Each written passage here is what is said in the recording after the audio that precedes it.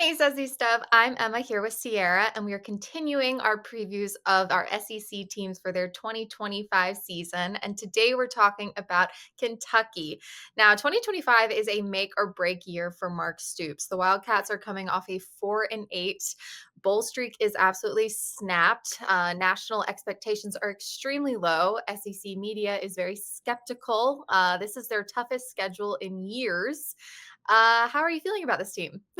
Yeah, make or break is absolutely what it is for Mark Stoops in Kentucky. And he's been there for over a decade at a school where there's not really a ton of pressure when it comes to college football, but that's how you make money these days. And Kentucky wants to elevate that brand. They don't want to be just known as a basketball school. They also want to make up ground in football. And that's why this year is so important for him. And they're trying to fix it. They had 26 new transfers this year, including their quarterback Zach Calzada, who came from Texas A&M, also was at Auburn as well, and he's played in college football for about I believe his seventh year in college football. So he's definitely up there, but they have the experience with him. Yeah, he's interesting. He's very experienced, but the jury is still out on what he can actually do. He brings a strong arm. He's tough. He's mobile, but he's really struggled with consistency, accuracy throughout his career at A&M, Auburn. So he hasn't shown at any of the places he's been at. He's 25 years old. This is his final chance to prove that he can really lead a Power Five offense. Spring reports say his timing with his new receiver core is developing. Will it be enough for them to make a bowl game? I'm not sure yet, but it will be interesting to see how he plays this season. Kentucky has had 26 transfers. That's a lot of guys to adjust to just in less than a year to adapt to all of those players, not only from the physical standpoint, but also from a chemistry teammate type standpoint. And so that's something that I'm really interested to see how Kentucky does and deals with. Yeah, and of course, Mark Stoops here is on the hot seat. This could be his final season. He's definitely under pressure. He had that 4-8 campaign that saw Kentucky lose 4 games as a favorite, including an embarrassing home loss to South Carolina and Vanderbilt. So while Stoops is the school's all-time winningest coach and carries, I think, a $40 million buyout, another losing season is really going to fuel calls for change, especially with how everybody in the SEC is really elevating their game. A 6-6 finish could buy him time, but I think a repeat of 4-8 is just not going to be good enough for this team. And they really need to pull off a signature win to build momentum here. The Tennessee game could be it, especially with everything that's going on with the Vols. So could that be a moment for Kentucky to really shine?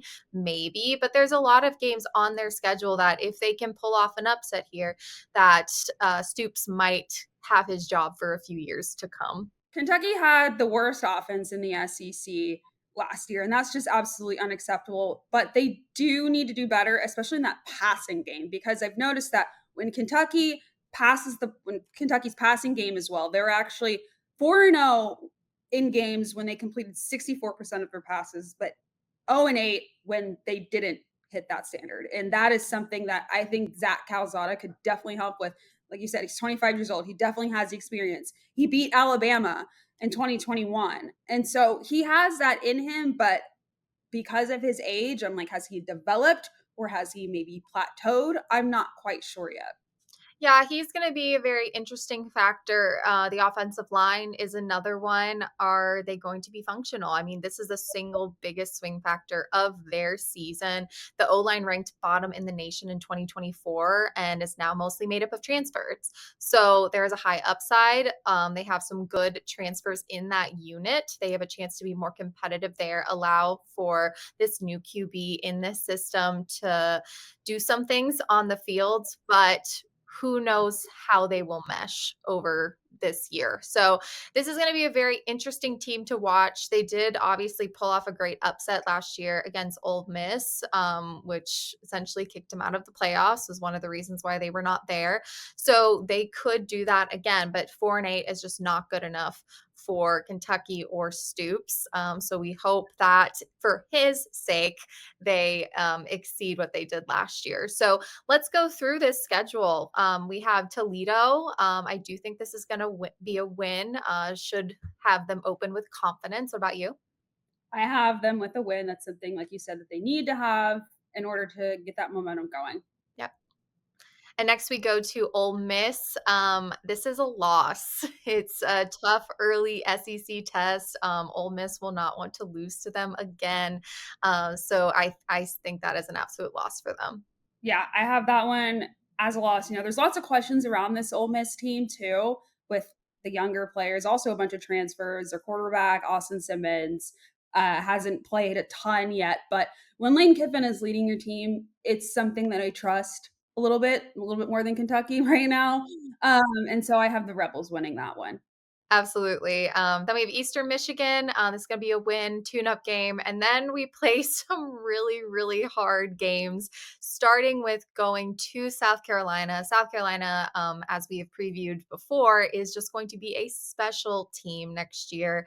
They do have a very hard schedule as well, but South Carolina will not lose this game. So Yep, I have them beating South Carolina with the loss there, and then after that is Georgia, which we don't really know too much about. We don't know a lot about teams, and obviously we're just kind of speculating, but based off media days, spring ball, and what they did last year, and Georgia is a team that is always going to be up in contention with Kirby Smart leading the team. Again, another coach that I just absolutely trust with my life, and I have Georgia winning this game. yes, I mean, with all of these teams coming up this next year, with all the transfers, with the recruiting, with all the information we're getting out of it's like a little puzzle piece. It's like, can these pieces that we took from all of these different teams work and create a beautiful picture at the end of the day? We don't know. Georgia and I were talking about how we kind of flip flop with some of these bigger games, like the I'm Georgia, by the way, not Georgia the team. Oh, yes. Yes. But we are flip-flopping sometimes with these bigger games like a Georgia, Alabama, a Texas, Georgia. We're like, we think this might happen, but who knows until we see how these teams are fully formed and fledged out with how these transfers work together. It is such a weird era of football we're in, but I'm obviously picking Georgia to win this game as well. That's probably their hardest game on the schedule with how good Kirby Smart is as a coach. And then we have to play Texas. And again, this is another loss. Yeah. I mean, there's Texas it's gonna be one of those national title contender teams. Yeah. I just feel that with Texas and Kentucky can't come up against that. Last year, even I know this Texas team is very different than last year, but last year when Florida was very beat up without DJ Lagway, and they had their third string quarterback who was like a walk on, went to Yale, and Florida got absolutely tortured against Texas. And so this Texas team is elevated, I believe, more than last year's team. So it's just not going to be pretty for Kentucky. I'm sorry for any Wildcat fans out there. Just wait till basketball season. Basketball season, you're golden. Yes, yes. But then you play Tennessee. Tennessee is in a state of dysfunction. Obviously don't have Nico anymore. We'll see how the QB play is there. We'll see how the team is as a whole. I'll just call this a win and say, Kentucky, you got this one, and we'll see what happens. Yeah, this is a game that Kentucky absolutely needs to win here in order to get to that bowl eligibility. And I Mhm. have them winning this one too. Tennessee is not the Tennessee of last year, even though that Tennessee did have some questions too. But Kentucky, like we saw last year, does have that competitive drive. And I mean, they beat Ole Miss last year, which was a game that they were not predicted to win. And regardless of the record or how many players have entered the portal, it's still the SEC and those players were recruited to come play at Kentucky for a reason to be up there and fight for those spots in the college football playoff. And will this Kentucky team get there this year? I really don't think so, but I think they can challenge those teams that do get there if someone might have an off day or whatnot. And so I do have Kentucky beating Tennessee here. And then we have Auburn. I'm going to call this a loss.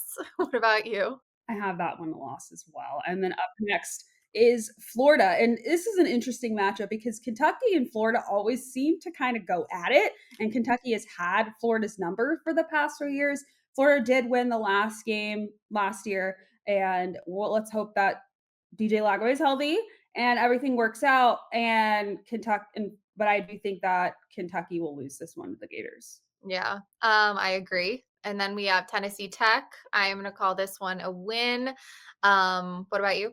I have that one as a win as well. I also have the Vanderbilt one as a win. You I too. know there's yeah, I know there's tons of hype with Diego Pavia and a lot of the just Vanderbilt environment because now people are starting to make less jokes about Vanderbilt now and saying, "Hey, this team is actually pretty good." But that is another team that I don't think is going to be at the top of the SEC Yeah. this year, which means that it's a team that I think Kentucky is capable of beating. Yeah, I think that especially after the Vanderbilt has to play all these really difficult teams, they'll be beat up a little bit. And I'm really seeing this one as a win for Kentucky. But then we have our rivalry game against Louisville. I am going to call this one a loss. Louisville will be close to the top of the ACC in those maybe top four discussions. So I think that they will overpower Kentucky here. Kentucky had a hard road, especially in that middle there. I actually have Kentucky beating Louisville Oh, this year. okay. Yeah, the Governor's Cup rivalry game. I just think those games they can always get intense, and you never know what's going to happen. And I think that Kentucky could possibly hold up against them in this one. So I have the Wildcats winning this and going at 6-6 throughout the regular season. All right, and I have 5 and 7, both of which are improvements of last year. Is it enough to save Stoops' job? I'm not sure, but we'll see. Yeah, it's gonna be a tough road for the Wildcats here. Very interested to see how Zach Calzada plays and hopefully changes this program around, saves Mark Stoops' jobs. But what do y'all think of this season for the Kentucky Wildcats? Let us know in the comments there. But for Emma, I'm Sierra, and thank you so much for joining us on SEC Stuff. We'll see you next time.